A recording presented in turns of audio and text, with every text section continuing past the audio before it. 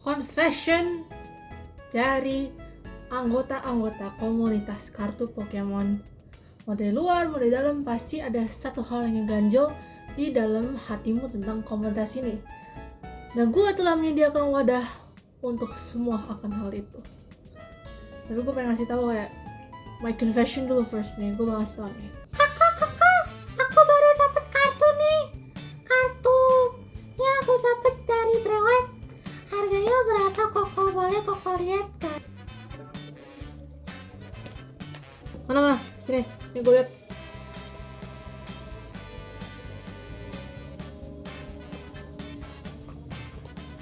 Oh, ini. Kenapa emang? Koko, kalau aku jual ke Koko boleh nggak? Koko mau beli harga berapa? Ntar deh, cek HP dulu.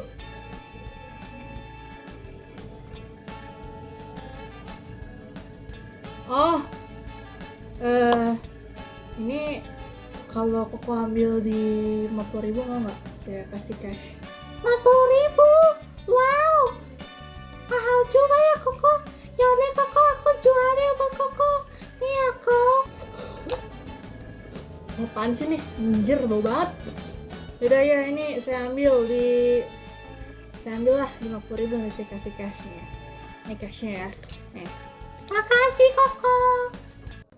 Udah ketangkep kan sekarang? Udah ketangkep kan yang gue maksud dengan hama komunitas kartu Pokemon ya seperti ini. Contohnya, kalau orang nge-vape masih no problem lah, tapi just don't do it in front of children. Nah itu aja sih.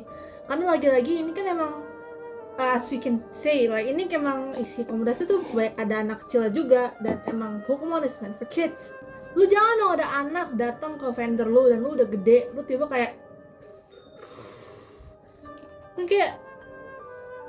kesian anak kecil, boy. They don't have the same power of lungs like you do. They don't have the iron lungs that you do have.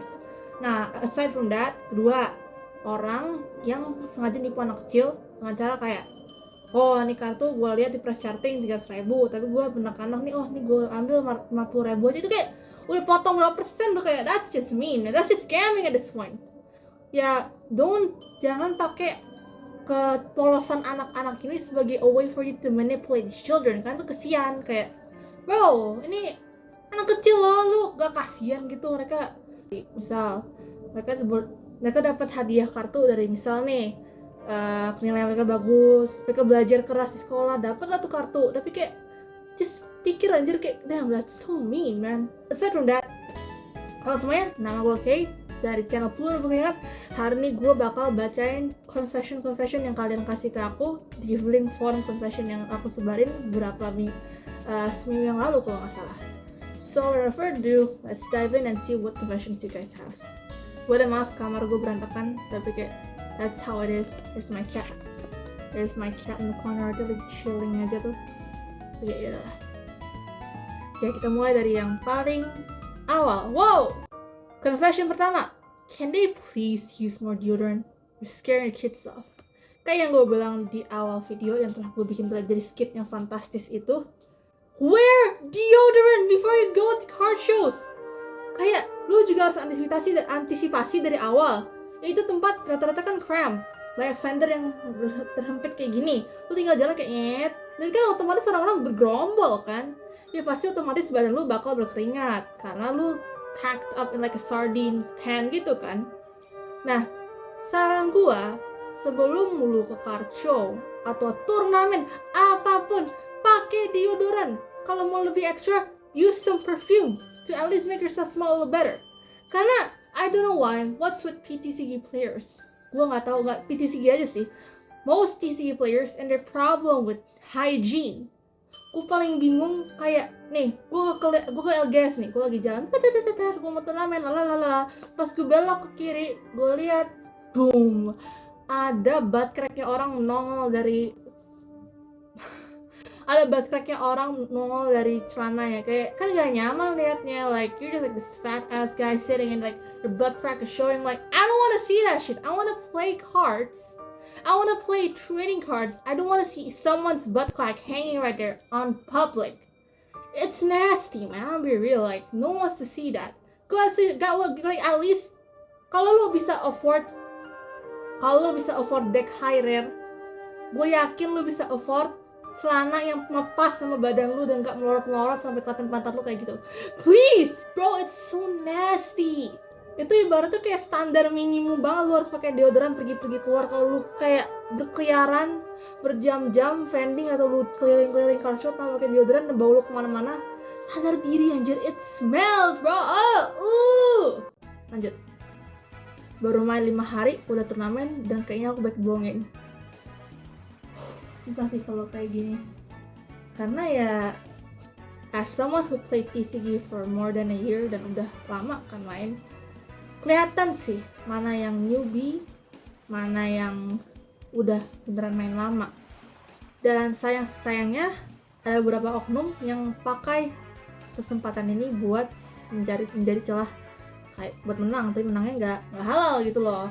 Kayak jadinya orang yang nggak ngerti rules-nya secara penuh dikibulin sama orang yang udah ngerti rules-nya hampir secara penuh.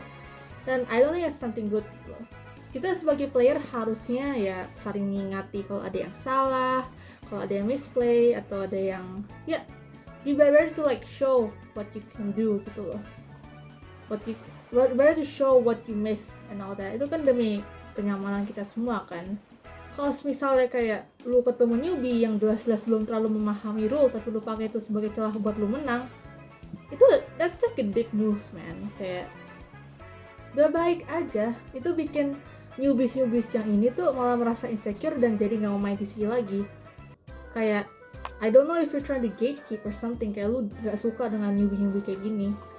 Ya I don't know, itu resiko aja. Apalagi game Pokemonnya lagi booming banget. So there might be chances where anak-anak newbie bakal ada dan bakal nyoba terjun ke turnamen pertama kali. Kalau syukurnya pas gue pertama kali turnamen, gue masih dibantuin sama judge yang ada di sekitar gue dan mereka masih kayak ngebantu gue. Ya ini juga masalah di lingkungan juga sih, kayak lingkungan main lu dapetnya yang toksik atau yang sehat ya tergantung juga. Jadi lu juga harus hati-hati sebagai newbie buat ya nyari tempat yang nyari lingkungan yang sesuai buat lu sendiri biar lu nggak terlalu ketemu orang-orang kurang ajar kayak gini. Jadi ya my message as someone who has played for a while ya, be careful and don't forget to have fun. Don't be too pressured sama orang-orang kayak gini.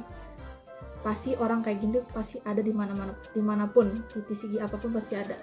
And you have to belajar lebih lanjut, ikut turnamen berikutnya dan ya belajar tentang rulesnya sendiri biar lu sendiri gak kena tipu juga. It all comes from you too in another half, so good luck. Pengalaman kurang enak sih. Ini udah deal salaman bayar sama seller, malah kartunya tarik balik sama seller. Nah ini namanya seller kurang ngajar nih. Kalau lu di jabatan, that's it, udah deal, udah.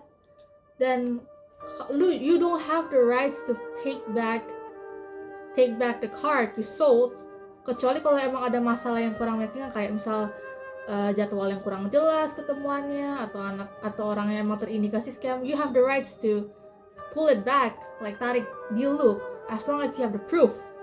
Tapi kalau enggak ya lu ngapain, itu sama aja ngerugiin satu, seller itu yang lu deal, kedua, lu sendiri, nama lu jadi jelek. So like bro, lu ngapa ngerepotin diri lu dengan hal itu bro, like don't do that, like this is such a dick move. Lanjut. I hate it when I try to go to shows and collect more cards and I'll get all nervous because I'm afraid they're gonna sell at a higher price and expect me to pay up just because I'm a girl and I look like a beginner. Nah, ini yang gue kurang suka sama vendor-vendor ya, mau di luar, mau di dalam. So I honestly seen too much cases of this. Beberapa orang ini kan mengasumsi kalau cewek tuh emang ya, even gue pernah sempet ya kena asumsi bahwa oh kalau cewek biasanya nggak ngerti harga nih, we can lowball them and they think it's something normal ya. Untung gue ngerti harga ya, jadi gue kayak udah unfazed dengan kayak akan hal itu, udah unfazed dengan hal itu. Jadi gue kalau misalnya mereka nge-lowball ya gue tinggal nolak aja. Tapi sayangnya banyak banget girls, you guys need to be careful yang namanya vendor nge-lowball. Kayak there's so many resources out there where you can learn how to study and understand the prices of Pokemon cards. There's so many tutorials out there. Just don't go to a card show blinded without research and ending up getting scammed by these type of vendors. I don't want that happening to you guys. Itu jujur ya nyelekit sih, karena I don't know why. It's kind of misogynistic for these vendors that are mostly men, assuming that these girls are like, these girls are dumb and don't know their prices. Yeah, they may don't know prices, but there are some that might do. So some people assume girls are materialistic, where they can just pay whatever they want for these cards, which I don't think is the case. It's like a really stupid assumption. Oh, these girls are gonna pay higher no matter how much the price is in marketplace or price charting, and you're just gonna get your shop's name all shitted on anyways. Jangan gitu ya. No. Next one. Pernah sekali I watched a group of friends open a Japanese white flair box, then left all the bulk in the table. I went to play a match with my friend and took the box in bulk. It even has an Arceus sleeve on an EX. On the same event, my friend found a $40 Japanese NT on the floor pretty far away from any vendor table. You know he had to grab it. Well, gua nggak tahu sih kalau yang urusan kartu NT-nya ya. Jujur, ya. Tapi di sisi lain gua kayak, ya lu harusnya kayak at least balikin ke vendor terdekat gitu, kayak nanyain gitu kan. Meskipun jauh dari meja-meja vendor, harusnya lu ngasih tahu sih. Itu bisa aja punya vendor atau punya pembeli dan mereka kejatuhan, kan kesian sih jujur. I don't know, if I were you, I'd imagine if that happened to me, karena ya $40 isn't cheap, man. So okay. Aku ingat pernah tawarin barang 200% market value. Ibi Bobo promo yang last sold dan auction masih di 100 sampai 150 ribu, kondisinya sealed. Itu baru 3 hari yang lalu. Dia bilang nilainya 300 ribu walaupun mint. Pas aku konfrontasi, dia bilang ke aku, I know. Pas aku konfrontasi, dia bilang ke aku, harga semua barang lagi naik sekarang. Bro, I know. Tapi kalau bisa harga double at worst condition itu bukan naik doang ya, itu krisis inflasi. I don't know, man. Kayak asalnya Ibi Bobo pun itu like a really recent card. It's not like mid-era, it's not vintage. It's like a really recent card that you can get from like a promo pack. Like, setahu gue Ibi Bobo tuh dapatnya dari beli Terrafresh box kan. Itu masih recent banget loh, belum sampai 2-3 tahun yang lalu. 300 ribu is insane. Kalau emang dilelang ya 150 ribu dan kondisinya sealed, itu ya mending lu jual dengan harga segitu. 300 ribu lu mau kemana aja, mau naik haji gitu. Gimana ya, aneh aja gitu loh. Kalau kartu yang mint era atau vintage atau kartu yang lebih lawas dari Sword and Shield, Sun and Moon, gue masih understand lah kalau mau charge up a bit gitu harganya. Tapi Ibi Bobo, man, gue beli Ibi Bobo aja pas tahun ini 150 ribu anjir. Like, that's insane, man. Gue paling gak ngerti sama seller yang nge-markup harga tapi gak ngotak gitu alasannya. Kalau ada alasannya sih yang alasan yang jelas sih gue masih terima, tapi kalau yang markup kayak gini sampai nipu-nipu nyubis kayak gitu mah gue kayak, mau ngapain sih? Lanjut. Ketika UBL sekitar round 5 atau 6 aku di-pair dengan orang. Kita kasih inisial P. Kita salaman, set up, ngobrol bentar. Dan tahu-tahu diberitahu bahwa akan ada repairing dan kita nggak jadi lawan. Setelah itu pada round terakhir aku ketemu lagi sama si P ini.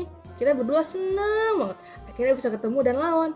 Tahu-tahu disuruh repairing lagi dan nggak jadi lawan sesama. Emang kayak kita nggak jodohkan untuk saling berlawanan. Ini udah kayak anime aja, udah jodoh-jodoh, ternyata nggak jadi jodohan. The hell bro, lucu banget lagi. Funny, like. Mana yang terakhir nih? Jadi pas PBL day 1 gue kan iseng dateng tuh, semua normal. Main eventnya terus jam 4-an gue cabut lah ke PIK. Pulangnya jam 11 malam. Nah pas dia itu kan baru main kan, terus baru inget itu CFD, Car Free Day. Jadinya telat. Check-in, berakhir naik Grab dari Warung Jati ke PIM 3 kan naik Gojek. Terus sampai gue check-in, bawa koper karena gue gak balik hotel lagi. Nah pas PBL itu gue ke Medik 3 atau 4 kali ada deh. Soalnya gue mimisan dan akhirnya selesai jam 5-an, gue cabut ke bloknya mau naik shuttle keluar kota. Abis itu yaudah dong, gue balik dong. Anehnya sampai kota tujuan gue udah gak mimisan lagi, cuma di PBL itu mimisan. Hahaha. Agak concerning sih kalau misalnya lu mimisan 4-5 kali. Terus kan udah gelas tuh darahnya. Oke, sebenarnya gue no comment, cuma saran gue sih kalau lu emang lagi nggak fit mau turnamen, jangan turnamen. Karena kalau selalu mimisan bolak-balik, yang ada lu nyusahin lawan lu harus nungguin lu lagi di medik gimana. Dan kalau misalnya mereka double loss atau mereka bye, ya that's on you kalah, tapi dia dapat bye, jadi aman. Cuma kan another second juga agak ribet juga kan, kesian juga lawan lu. Jadi saran gue, kalau emang gak fit, jangan dipaksain turnamen. Karena gue pernah maksa gue turnamen pas gue lagi gak fit, gue lagi batuk pilek, flu mantap jiwa banget, tapi gue pasti paksain. Gue ke Jakarta Barat, gue turnamen, dan akhirnya gue ngedrop setelah 2 round. Kan gak enak gitu sebagai dengan lawannya. Jadi ya pikirin dulu aja guys, kalau emang badan kurang fit, jangan turnamen, titik. Karena itu bakal ngerugiin gak lu aja, tapi juga lawan lu. So that's pretty much it. Karena gue again sudah pernah mengalami akan hal itu. Either way, gue ada pengumuman yang fantastis untuk kalian semua. Gue bakal ngadain giveaway spesial 1000 subscribers. Yeay! Giveaway-nya apa kak? Aku mau tahu dong. Giveaway sih hadiahnya ya nggak terlalu banyak, cuman gue bakal giveaway boneka Empress yang kecil kan ini tuh. Kamu bakal dapet juga kartu Eevee Bobo, lucu banget kan tuh. Yang aku ngomongin tadi by the way ini, Star Show Mokit Sekrom, ini official dari Pokemon, dari Bandai. Nah, jadi cara enter giveaway-nya gimana? Oke, gampang banget nih guys. Yang kalian lakuin tinggal follow Instagram aku dan subscribe ke channel YouTube aku. Terus komen Pokemon favorit kamu dan asal daerah di post giveaway aku di Instagram. Dan terakhir, di post IG di story dan sertakan proof bahwa Anda subscribe ke channel YouTubeku lewat DM. Dan ya udah segitu aja sih. Good luck everybody, dan thank you for watching. Bye.